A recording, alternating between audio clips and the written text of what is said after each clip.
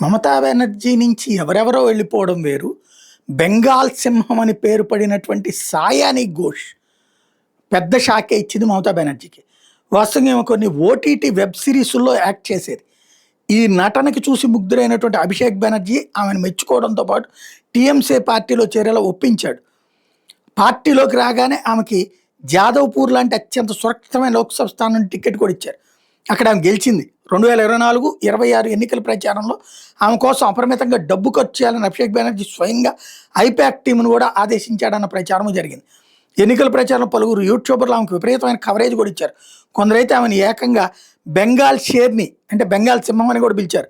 గతంలో మదీనా కాబా పాటల వివాదాలతో ఈమె బాగా ఫేమస్ కూడా అయింది.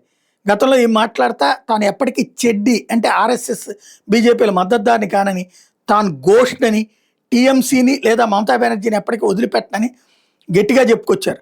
ఇప్పుడు టీఎంసీ కీలక నేత నేతృత్వంలో ఏర్పడిన తిరుగుబాటు గ్రూపులు ఏమి చేరిపోయారు. అందరు దాక్కుండా అభిషేక్ బెనర్జీ మీద ఘాటైన వ్యాఖ్యలు చేసుకురావడం అన్నటువంటిది స్పెషల్.